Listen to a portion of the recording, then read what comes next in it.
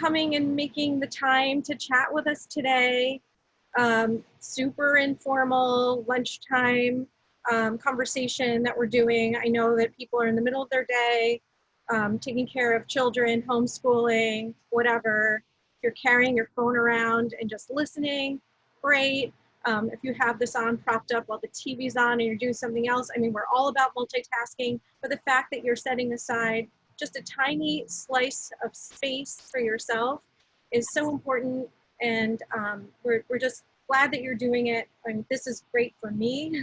And I think that we should just try to do more of it. So this is my self-care. I'm glad that you're part of it. So thank you.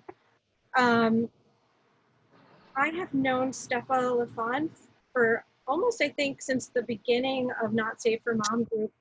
She started coming to the events, and then anytime she spoke and offered insight, I would find myself like sitting back and being like, I'm just gonna let her keep talking. I can leave now. Because she's so great and so empathetic and wise. And as it turns out, she's a life coach and mama mentor, which makes complete sense because she's using her gifts, I think, in the perfect way, suited for her personality. And specifically, she helps moms in their transition into motherhood and helps them with their new identities as a mother into that shift, which is the most radical transformation that I think so many of us on our journeys, wherever we are in the motherhood journey, can experience. And I thought that we should gather around this particular topic with Stepha today, because we have all undergone this enormous transition overnight, much like, you know, becoming a mom. Yeah. When COVID hit, because we went from being whatever our identities were to being 10,000 more things to our families. Suddenly we're a teacher, we are a work from home person, we short are order cook, mom, a short order cook, we, you know, like suddenly have to be the best partner to our partner, their rock, their one and only best friend, you know, an isolationist, yeah. you know, and add or detract any of those identities, but you cannot be perfect in all of those things, and yet there's so much pressure to be the best because we want to be the best when it comes to our families. And when we fall short of any of those things, or when we see our children struggling, it's easy to put that blame on ourselves. And I hear from my community that we are being, and I know I feel it too. I'll let her. A lot of negative self-talk is coming from the moms and mom group. I feel it. I'm walking around all the time. Like if I see my kid having a bad day, I had a bad day. And the has become so overwhelming. Even I was just telling Stepha, we were talking about the state of our children's teeth right now. Like I look at my kids' yellowing teeth and I'm like, oh my God, that's because we're not brushing as often now. We're just letting things go. You know, small things like that become bigger things because that's what we're surrounded in. So, I mean, that's all falling under the umbrella of I'm a bad mom. And I think that we need to talk about these things. We need to say them out loud. And that's what we do in mom group. We speak to all the bad, raw, negative thoughts and we make them normal because so many of us are having them. But what I love about these virtual chats is that I have the opportunity to bring in experts that can help us take that next step, which is what can I do about them? And today we're gonna have this conversation with Stepha because she has tools and ways of thinking that can help us flip this script, or as she says, slay the script, because she's known as our fairy slay mother. And I'm just really lucky that you're here with us today. Thank you. That was such an introduction. Oh my goodness. You know, I love, I know when I first found Not Safe for Mom group, I'm like, what is this? And I always tell my people, like whenever I like, you know, even moms I'm interacting with on Instagram or when I have events, I'm like, no, you should really join this or follow them because they have real conversations. Because the thing that we always hear is that, well, nobody's talking about the hard stuff. Nobody's talking about these things. And I don't feel, even if they have a mom group that they're part of in whatever community that they're in, they're not allowed to be themselves. So I really appreciate that. And I appreciate your platform. So yeah. For spreading the good word. Yes. So just a little housekeeping to the people who are online now. Feel free whenever you have a question to type it into the chat box. If you're on video, or if I can see your square, you can raise a hand. I think there's like a little emoji thing, or just wave it frantically, and I'll know you want to share your question out loud. But as I do more and more of these things, I realize people find their comfort zone in using the chat box, and then we'll get to your question during this conversation live. And if there's any problems with audio or anything, like, just let me know, because I know my air conditioner's on. And like I said, super informal. Learning as we go with Zoom. So I wanted to find out from you, Stepha, not as a professional coach, but just as a human, where are you at right now in quarantine life? What's going on with you and your parenthood, motherhood, partnerhood? Yeah, it's, it's a day by day thing. I feel like in the beginning, I always tell people this, like the first few weeks were complete hell. Like, oh my goodness, what is this? I actually left my son because I have a 6-year-old and an almost 4-year-old, and his daycare wasn't quite closed yet because they were trying to like play it by ear, see what was going on. Nobody knew. And I knew, like, we kind of all knew it was coming down. But I sent him to daycare for as long as possible, for like an extra 3 days. And then like when they were finally like, yeah, nobody's really coming and the kids are finding it weird, like, we're not gonna do this, we're like, okay, now I have to plan for this kid, so it was really hard. But we've tried to find a groove, but it's still, we have days where it's just like it all hits the fan. Right. Even like today, my daughter had a complete meltdown just because my husband told her to come. They were going to draw together, and he drew the thing for her because she was taking a long time. He thought he was helping. She didn't agree. And everybody's now like, she's yelling and she's crying. And so it's just like those things happen. And we have to learn, like, yeah, we have some kind of a schedule to keep us at least a little sane, but know that at any given moment it can just get flipped on its head, and we just like to be like, okay, wow, that happened, let's regroup, and being accepting of where we are, instead of being like, oh, this, like, today sucked, I'm really horrible at this. Okay, like, I was horrible at it today, but I'm gonna do something else tomorrow. So we're taking it day by day. Good philosophy. Yeah. I think back to the first few days of the pandemic and how I like rushed to make a chart. Like, I think day 2, I had the rainbow coronavirus chart that like everyone had on Pinterest or something. And I was like, guys, this is our day. And the kids were like, okay, and I was like, now is creative time, now is learning time. And I'm like, freaking joke. Like, why was I so hard on myself those first few days? We should have just. But that's the illusion of social media, right? It was just like almost instantaneously, and not because it's a bad thing, but there are people that are creators, and maybe like their life works like that. They're into that flow.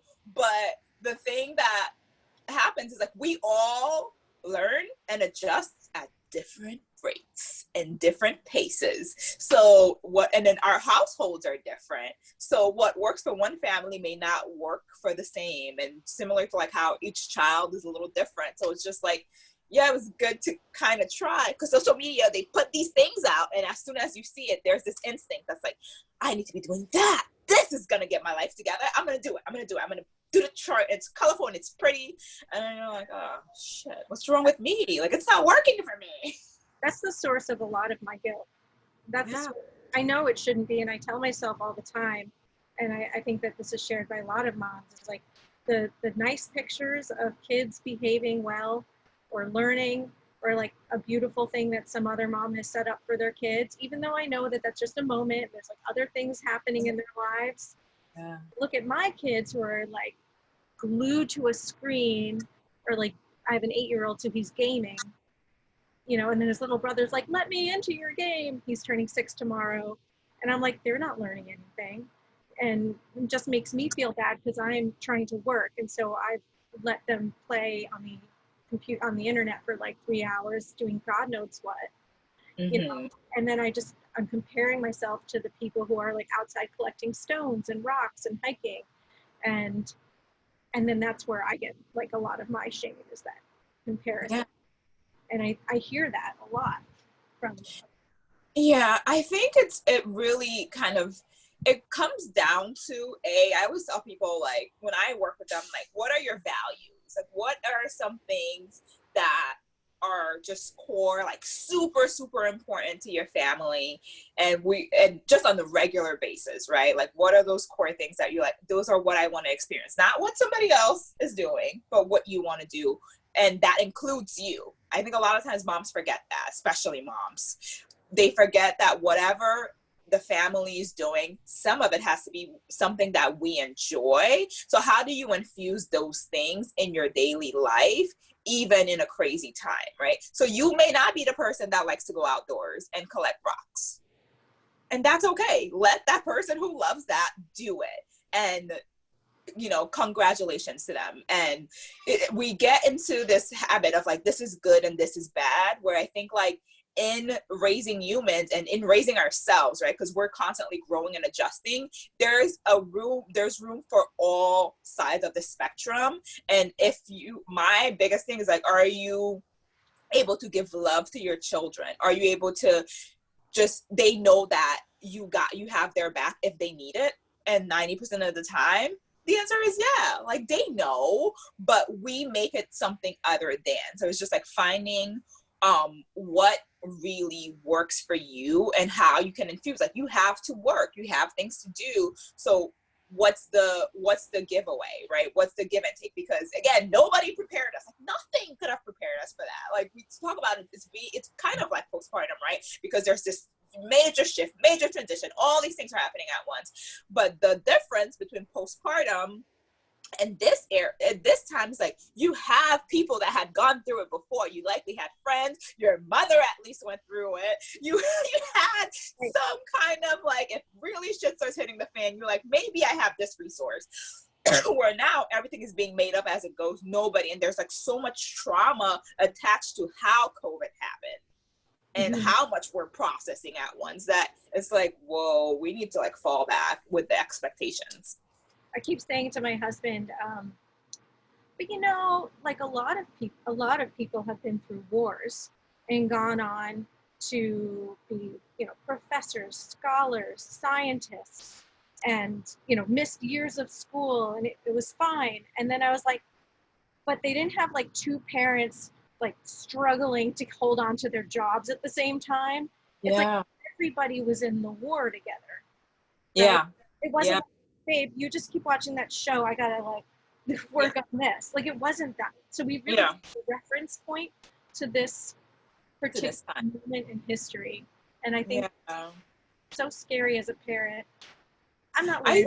I think, you know how I am. Like, I am all about like, really, what the problem isn't us. The problem is in the systems that try to uphold this work, which is a lot of it has to do with like capitalism and you being productive. And in order to be productive, you have to show that you are productive, right? Rather than even being on your own schedule.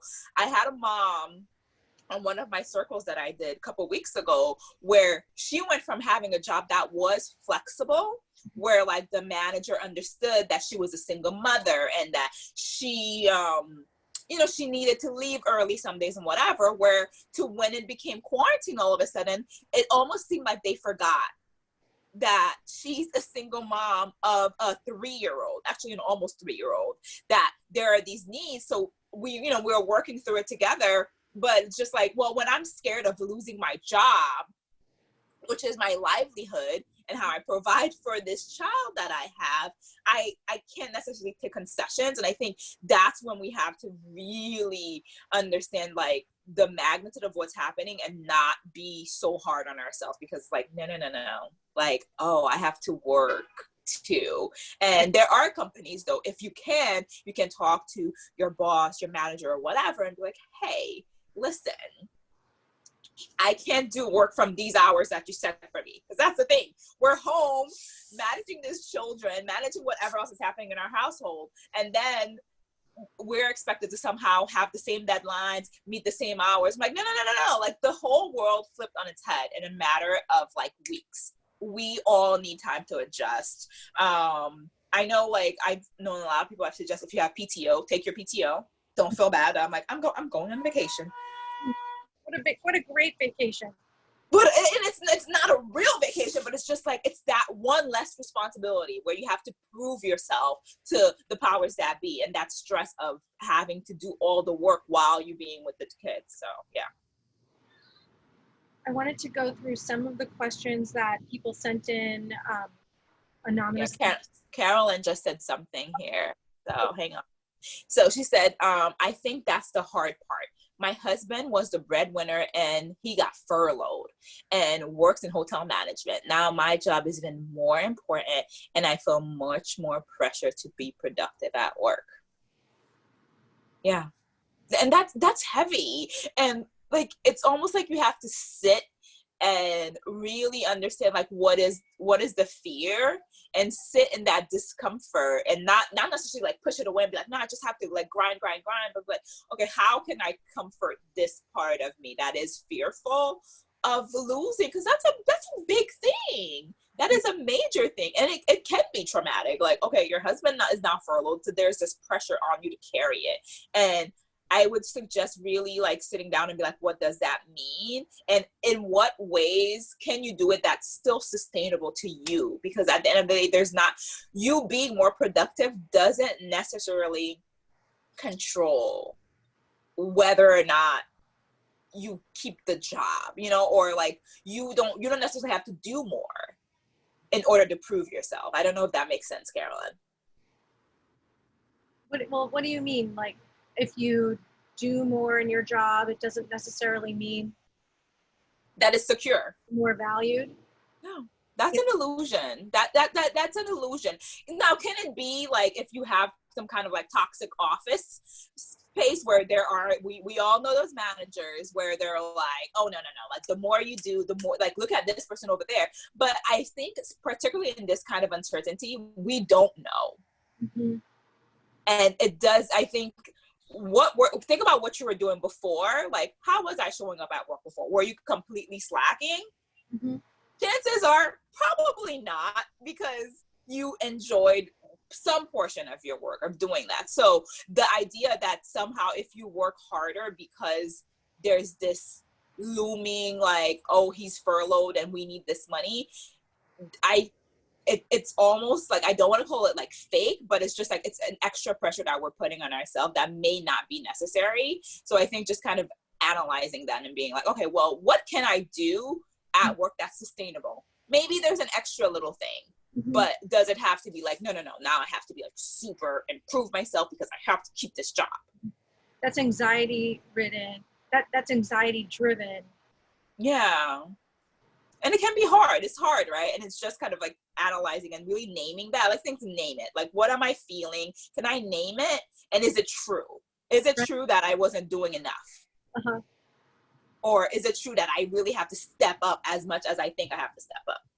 Do I truly believe that if I produce more, it increases my chances of keeping this job? Yeah. Yeah, that's a really good question. Related to that, there was a question yesterday. Well, this mom wrote in, I thought this was a really cool thing. She felt guilty that her partner was taking on some of the roles that she used to have as a stay-at-home mom.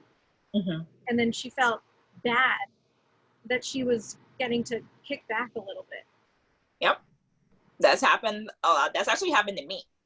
And I had to catch myself. I'm like, this, to me, what that proves is like, how much have we been doing? Right? As moms who are also working, who are doing all these things, but we're like taking on like the, you're doing the school stuff. Hang on, I'm gonna let this ambulance pass. but we're doing the school stuff. We're doing the ordering their clothes and all these other things that we constantly are adding to our mental load, that our husbands or partners sometimes do, just like, you know, like, I'm going to work, I'm coming in, I'm helping.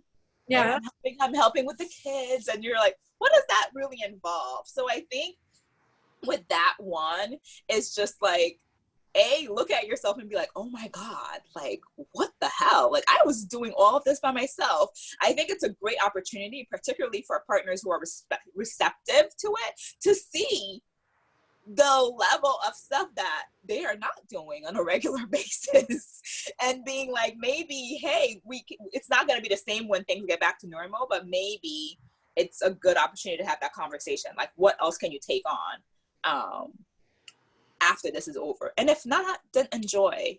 And again, it's a mindset thing. I have to be doing these things. You don't have to be doing you don't have to work so hard as being a mom. And I think being a stay-at-home mom too, it can be a little different, because your jig is, you are the homemaker, you make home. And now that he's kind of like taking part of the identity away from you, right? Because he's doing some of the stuff. But again, it's appreciating what you do, because I think staying at home, I know I chose not to stay at home because it's hard work. And it's just, it wasn't my calling. But stay-at-home moms are hard on themselves because they feel like they have to do all of these things on top of raising children. And if you can get a break from that, let it be. Truly.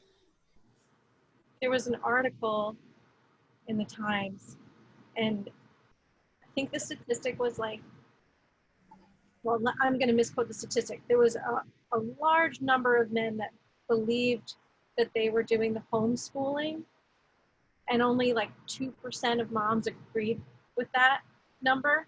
You said 3%. Carolyn had the number. Thank you. 3%. Carolyn or Suzanne, do you remember the number of the percentage of men who thought that they were doing the homeschooling? Yeah, it was Suzanne. Yeah, she said 3%. It's something absurd. Like, 80% of men. Yeah, and I wonder what the percentages of men that feel that they're like carrying the household load as well. You know what it is? Men are so oblivious sometimes. And I know we've had a conversation before where, like, well, it's so hard because, like, now not only am I carrying the load, it's frustrating to have to tell you, but I am in the mindset, like, you should tell them how much you're not doing. Or at least, and not in a mean way, but the way I see it is that while we were, you know, I'm 37. So I'm thinking about, like, when we were all in, like, middle school, and we were getting, like, the girl power, the anything you can do, I can do better, like, women and, like, boys and girls are equal. There was no real talk, like, while we were being empowered, there was no real talk about how do you step up as a boy, or once you become a man, to meet these empowered women, or what does that really look like? Right. Because they weren't necessarily seeing that in their households, right? And I feel like men still are oblivious to what it really takes to run a household, unless they've had the time to sit down, unless they really have taken that interest, unless they're, like, super feminist and they're like, I want to know this stuff. And even the ones that have the good intent, I know my husband did. And I remember one time I was just like, I do so much. He's like, yeah, I do too. And I'm like, what? Then don't. And I'm just like, I'm not belittling you. I'm not saying you don't do. And a part of me had to realize I wasn't even telling him. Right. About some of the stuff. Right. Every time I have a conversation about what's happening in this world, in my community, the kinds of messages I receive from moms about the inequity in their relationships, my husband gets very defensive.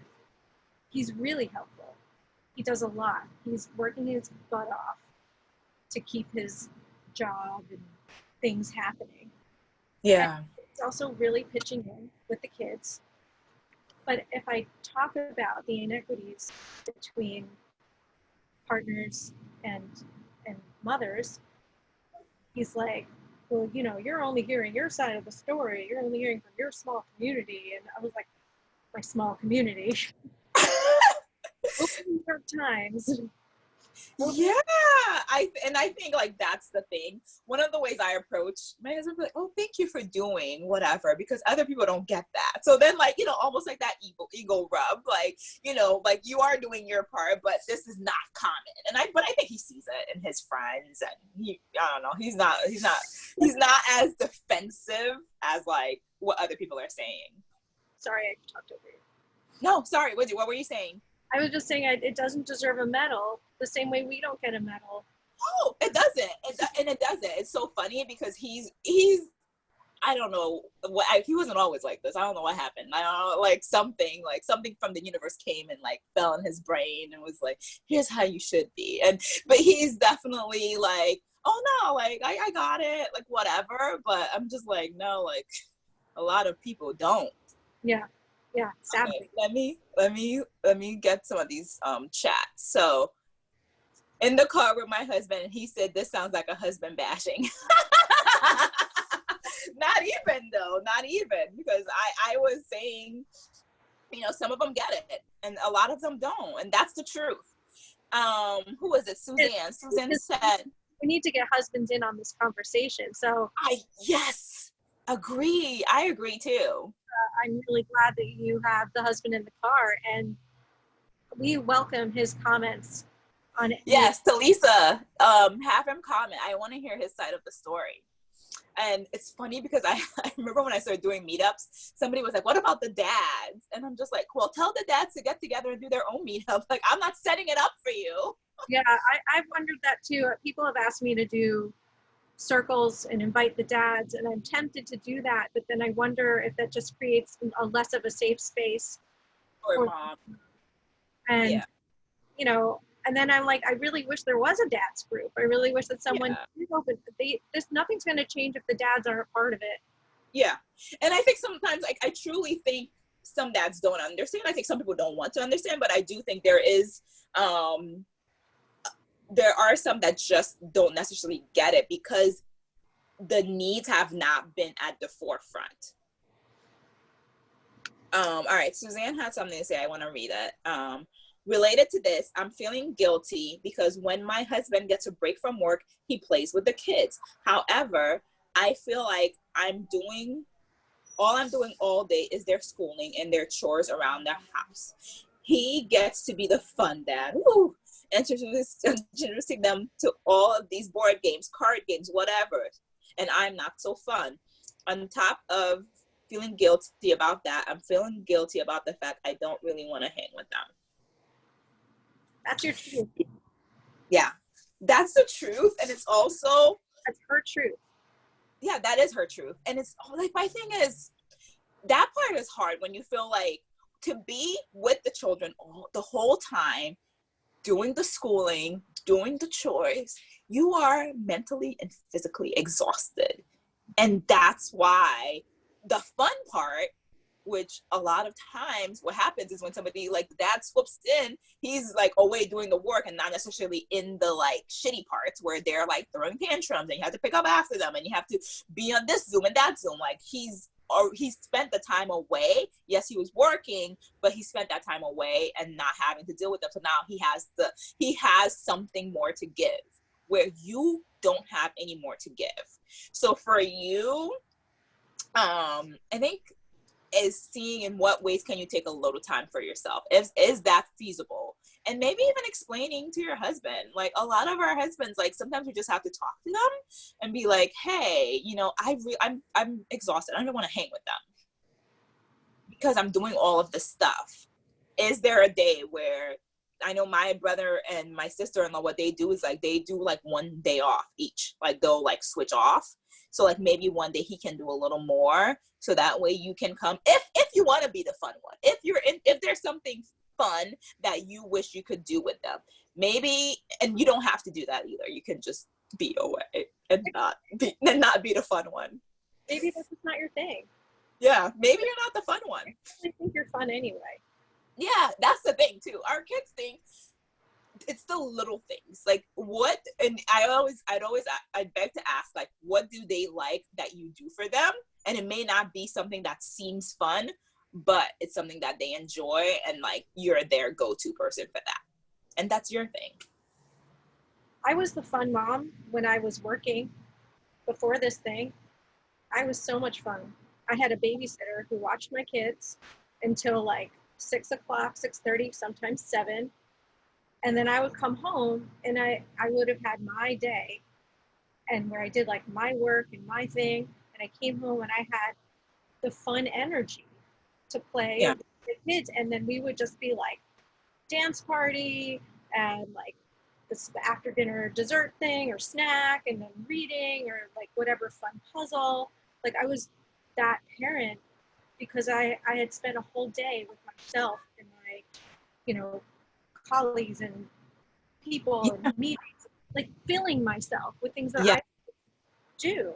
And I don't feel that way now because I'm just like in the room all day and like fighting with my 6-year-old to stay on his Zoom calls and being like, oh crap, I forgot we had Hebrew school today and now I feel bad. And it's like, I don't have that energy either. And I wonder if it's just for some people not possible, for a lot of people, if you're just so empty. Yeah. Well, it goes back to that. It goes back to that. You can't pour from an empty cup. It's it's a cliche because you see it all the time now, but you really can't. And sometimes there's not much to give if you're at it all day. You just need like that break. So I think that's definitely one of the things, like trying to see when you can get that. We had a few things happening in the chat. Yeah, Athena just said, I need time to decompress at the end of the day, or I have a really hard time not thinking about work. Yeah. I think taking this time. What'd you say? I wonder if people are taking the time to decompress now. Yeah, it's really hard. It's really hard because work and home and school and everything is like compressed into like it's under one roof. There is no like line of demarcation. This is, work can easily flow into, family hours, and family obviously flows into work. So, and we're not given, we don't live in a society where like we understand, there are some companies that do it, but for the most of us, nobody's telling us that, like take care of those kids first. And when you get to this work, you're expected to work. So, and that's really, really tough. And what I've heard from moms on Mom Group about this topic is that they feel guilty anytime they take time for themselves. Because when you're saying yes to yourself, you're saying no to something having to do with family. Yes. You're telling them to leave you alone. If you're saying mommy needs 10 minutes to herself, you're rejecting the child. Yeah. And it doesn't feel good to do that. I would say, so the one thing that I've kind of like learned and really try to get people to understand is that the sooner that your children understand that you're just like them, you're a bigger version, you're wiser, and yes, you can help them in many, many ways. However, you also need a break, and you also have feelings, and you also get sad. The sooner they can understand that, is the easier it's going to be for you to give yourself the permission to like, I need 10 minutes. And if you tell them to give you a few minutes, then they'll understand. Like I even had a situation this morning, and there's I don't say there's always going to be a guilt, but there's, sometimes there's still guilt there, but it's like, no, I'm doing this thing and it's important to me right now. Sometimes I'll tell them, give me 3 minutes, give me 5. My children have an Alexa, so I like tell Alexa to put 5 minutes on the timer, right? Mommy has to really finish this thing. And sometimes, actually half the time that works, but it's a little, my children are still small, but I think we have to let them know that we are people, and sometimes we need the time. And I don't think that equates to like, I'm ignoring them and they're not valued, because when you are able to take the time with them, now that's the part where you take that time and you're not distracted. And usually it's something quick, at least for my, most of the time it's something so quick, and probably not important, but to them it's important, but you tell them, give me that time. So, and then you go and you pay attention and you listen very intently to whatever crisis they were having or what's happening. And then there are times they need you right away, but it's not every time. We know that. But they make it seem like every time they need, no, you need to come right now. Well, the kids seem especially needy right now, and I don't blame them. I'm needy. Yeah, because they're going through so much. They're going through a lot of the things that we're going through, and they don't have words for it. They're like, and if my kids keep asking, like, so the virus is over, right? It's like almost over. And we're like, yeah. Ask the WHO right over here, and we'll see what they have to say. I don't know. Yeah, like I'm just like, I really can't answer that, but I think it's getting better. Like less people are getting it and getting hurt from it. So, but we still have to stay home, and it's still, with young kids, even though I feel like with the older ones, it's like, when is this going to be normal again? It's young kids and then my mother, who don't seem to understand. Why can't I visit? It should be fine. It should be fine. Okay, well, there was something, someone said something that a while back I wanted to get back to. It was Carolyn. My typical day now is me working while homeschooling my son, while homeschooling my son and nursing my daughter at the same time. When my son helps, he's playing. When my son helps, he's playing with them outside while I'm still working. Maybe some partner, she means. At the end of the day, we just need some time alone, and feel bad when my kids ask me to play and I just want to listen to music or something solitary. Yeah. I wonder with that, Carolyn, are you able to, at the end of the day, since you're doing so much, can your partner step in? Because that's a lot. And you're nursing, like we both nursed. It takes so much out of you. It's so much. It's like your life. It's literally, you don't have yourself. It's a full-time, yeah. Megan said it's a full-time job. Yes. He handles bath time and I veg out. Yeah. But then I still want my attention. They still want my attention. I feel bad. Can you escape? Can you go to the car? Do you have a car? Yeah. Sometimes you have to hide from them. Yeah, I think if you're around, they don't know how to not want you. Yeah. Especially they're young and we get it, but like you also need that time to just, A lot of my kids are walks and running and like riding bikes lately. Like my mom friends and I, we just were like going on a walk, bye family, 10 minutes, be right back. That's the only way is if you take yourself out of the equation, they can't ask for you. I mean, they can't like tug on your pants and be like, oh, I need a carrot. Yeah, because all of a sudden that carrot that was so important can wait, right? When you're not around, right? And that's the thing that school provided for us, especially with the little ones. Like school provided that like they can figure it out, they can be out here, they don't have to see me, their needs are going to be met. So, and that's hard. So I only get a break when I send my daughter to my mom's for a day or two. I don't think I'd survive without her. Yes. Those of us that are lucky to have that, it's amazing. Athena says, I'm nursing too. I didn't realize how much time, energy, and effort it took until I was nursing while on a call. I'm totally with you, Carolyn. Yeah. Nursing is, whew. It's at the same time. You can't, that's a lot. Yeah. That you have to really be proud of yourself. Yeah. Give yourself. I agree. Like giving ourselves breaks. And one of the exercises that I like is even like, yes, gratitude, but how do you celebrate yourself? Like I always tell my people, once a week, you can celebrate yourself. Like what, instead of being like, oh, here's what didn't get done on the to-do list. This was shitty. This happened. Yeah. There's gonna always be those things, but what can you celebrate about yourself today? I was on a call and I nursed. I was able to take time and go for a walk and not have my kids pulling at me. But what can you celebrate about what you did each day, and especially like if you didn't get a chance to do it during the week, just at the end of the week, Sunday celebrations. Like, what do I like? One thing I can celebrate about myself. What, like, it's all gonna be hard at times, but we're all doing amazing, and we have to acknowledge ourselves. I actually bought the 5-minute gratitude journal. Actually, bought it for me. My very good friend bought it for me when I was having a rough time. She sent it to me like from Amazon, and I was like, never gonna do this. I did it, and I've been doing it. And it asks you to say like 3 things that were awesome that happened today, and like 1 nice thing about yourself. And it was really hard in the beginning, but now I can like think of 3 good things that happened every day. Yeah. And it's a good exercise. It really like trains a muscle in your brain that I didn't know existed.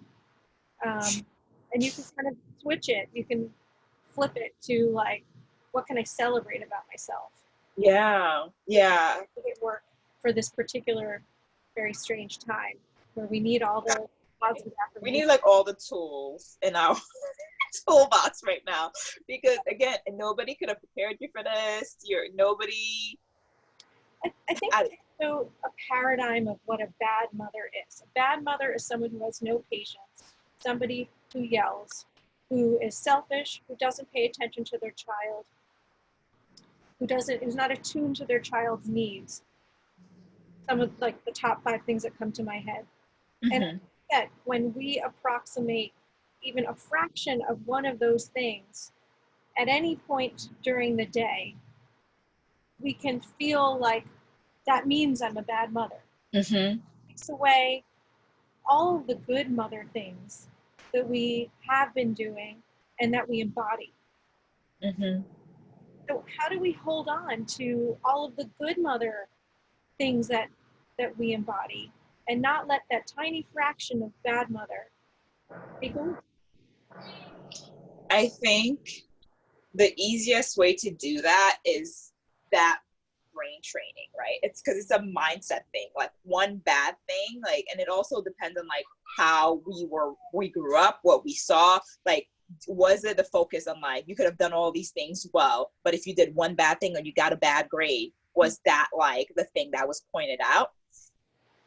Yeah, so we're not these people that just came up and this is how we think, right? We've had a lot of training and our environment and different things that we were in that affect the way that we think about life, about ourselves. So what you do is really slowly start to unlearn some of that behavior. So if you have negative self-talk, you learn to catch it. I'm a bad mom because I yelled.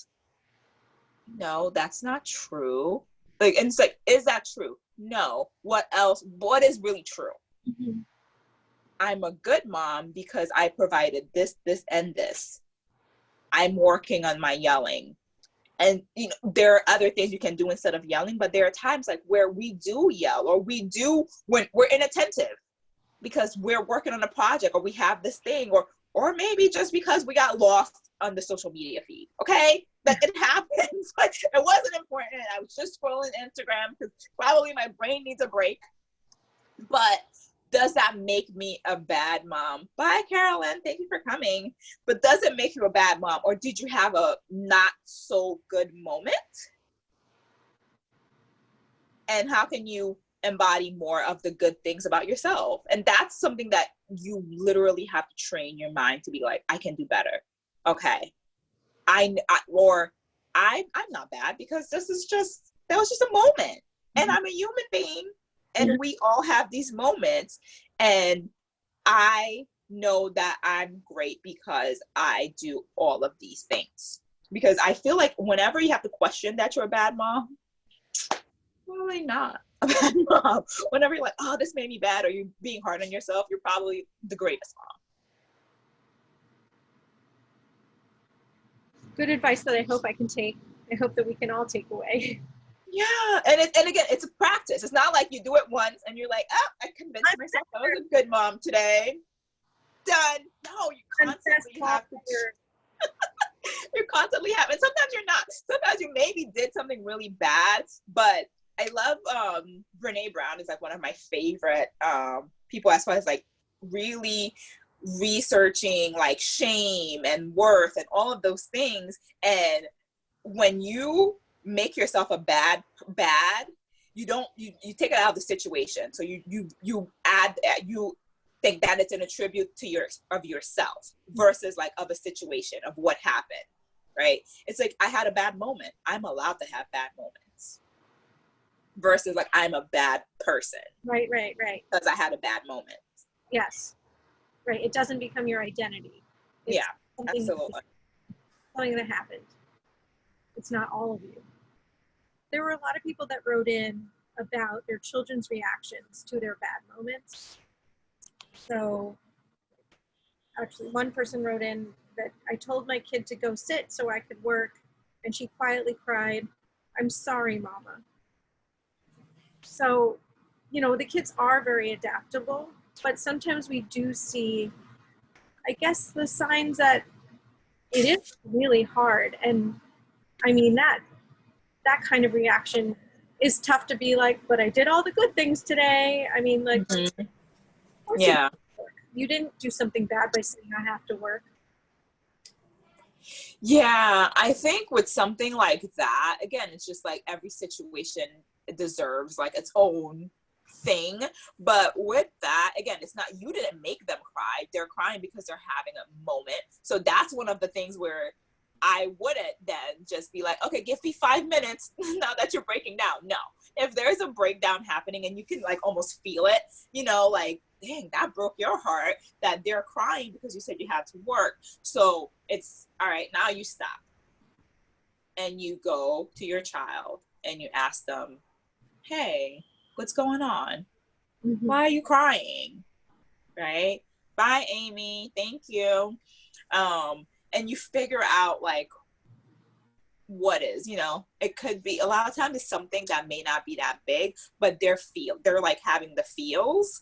So you ask them what, and you try to work through it and still explain to them, hey, mommy still has to work and do this, but you know I love you. What would be a solution? So do they want to work next to you? Can they read a book next to you? Can they do their work next to you? Do they need you for 15 minutes or whatever?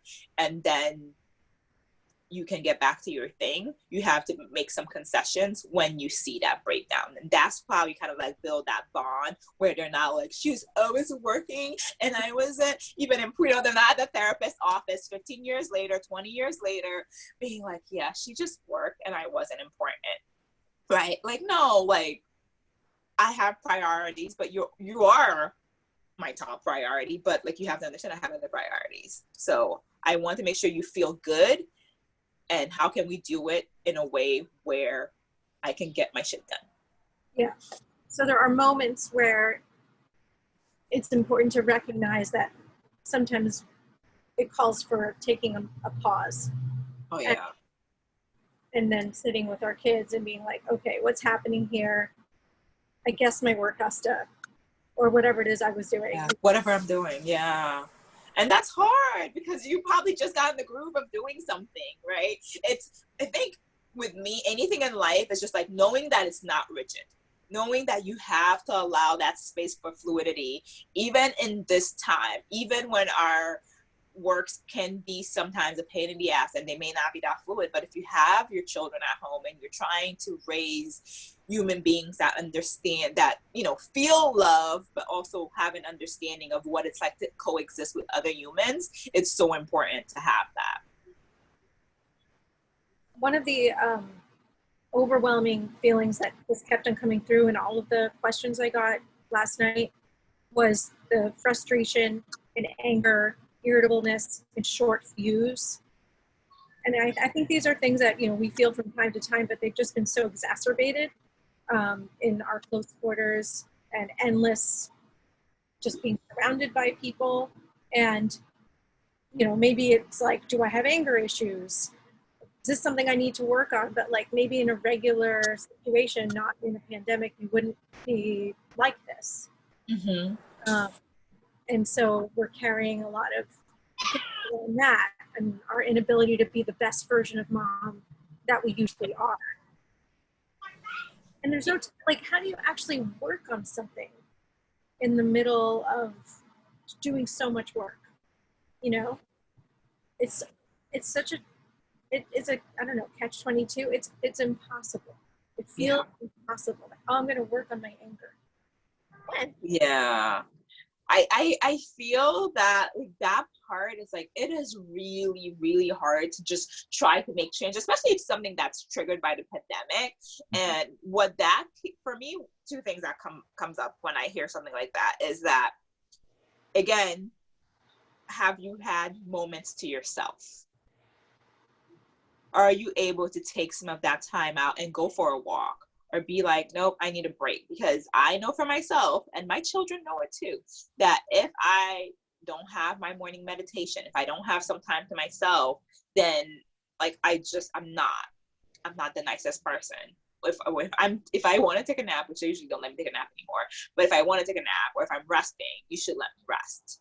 And I'm just like, mommy's much nicer. She's able to get her things done, right? So like, I know I'm able, like that. You have to know what is it that you need. Is it a connection to people? So would a conversation at some point in the day with your best girlfriend help you? Would going for a walk? Would like eating a meal alone, wherever you find that corner in your house or like outside in your car or wherever, would that be something that just like lets you relax? Because if we're so tense and high strung, it's very easy for the littlest thing to anger you and to make you frustrated. And it's hard to work on it because you're in that same environment.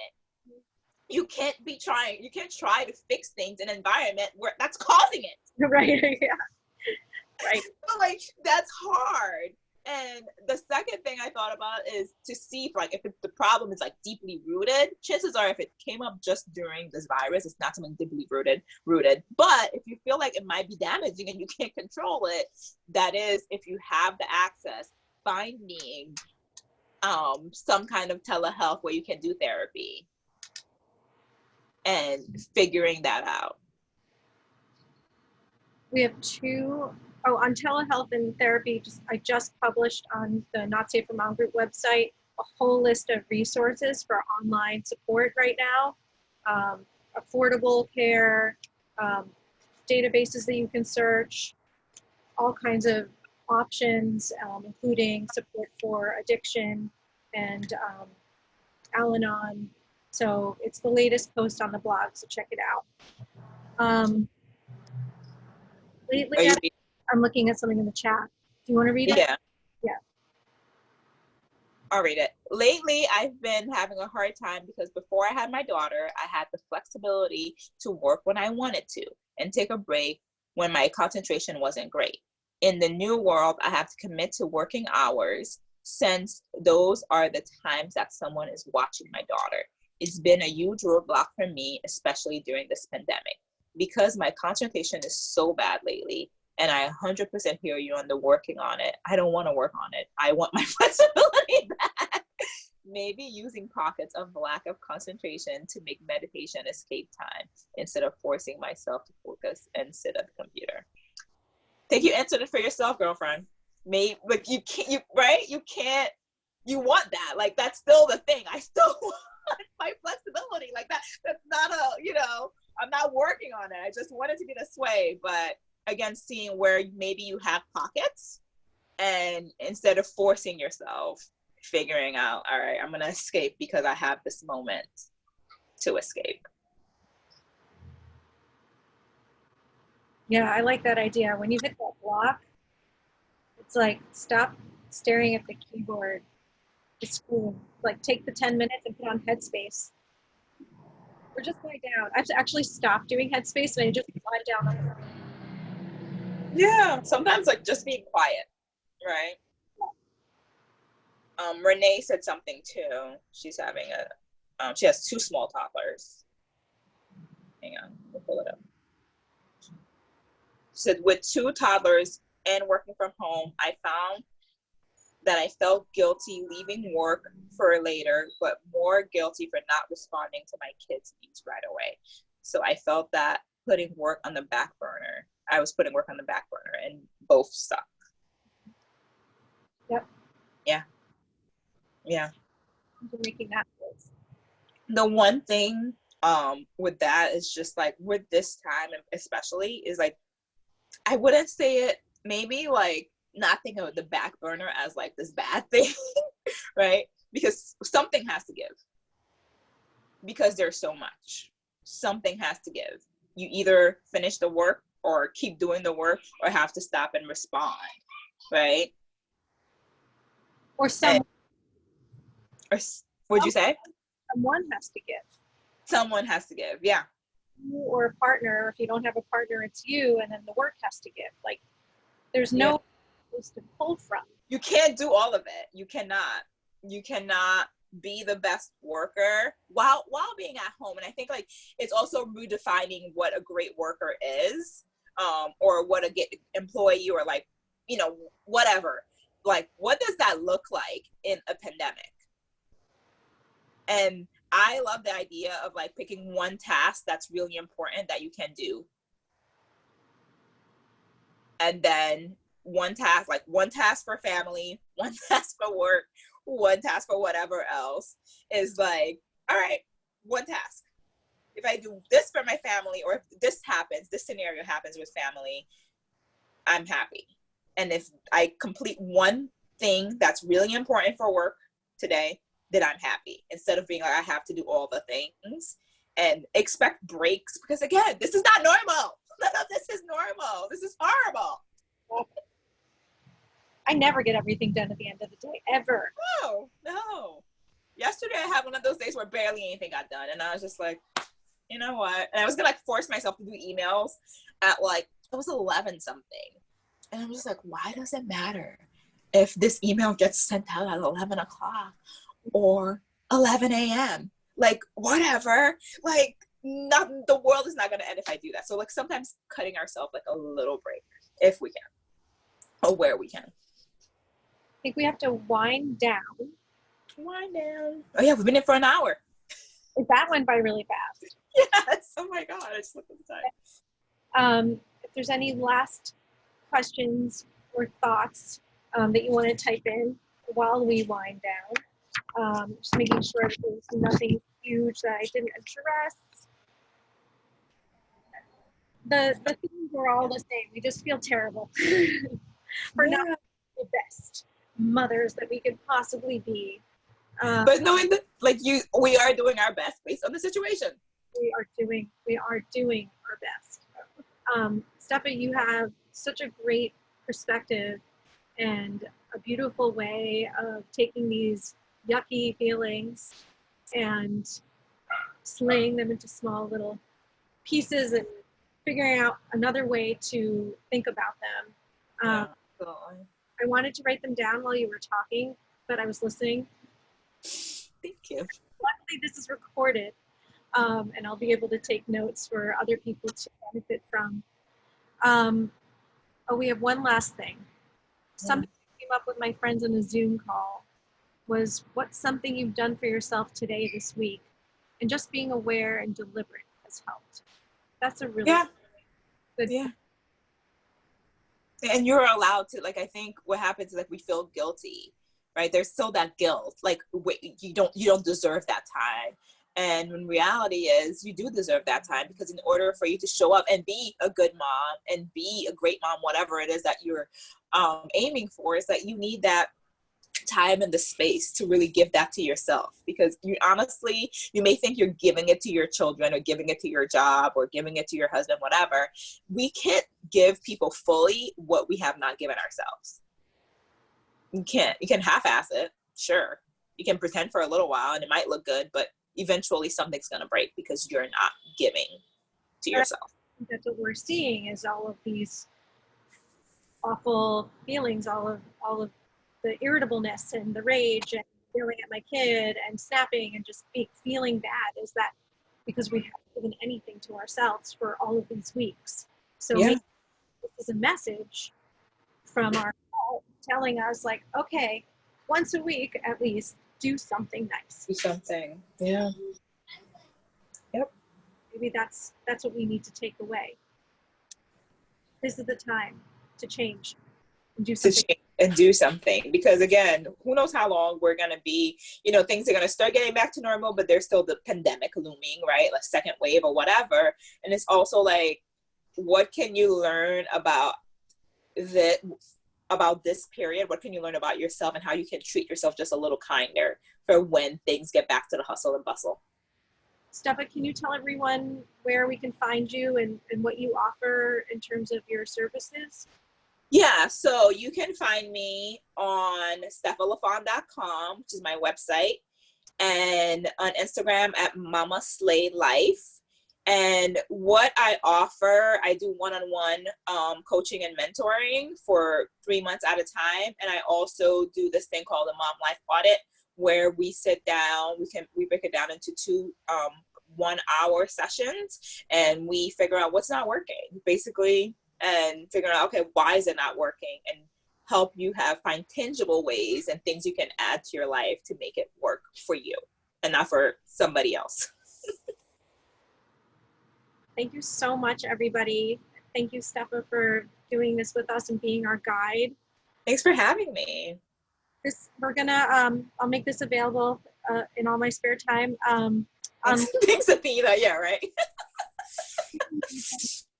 I just appreciate all the people who came and took the time out of their day to be here and to share with us and opening up and being vulnerable, because your stories help other people. Your vulnerabilities make other people feel less alone. And we just know that everyone's going through the same shit. And that helps us makes us feel more connected to one another. So thank you, everybody. Absolutely. Thanks.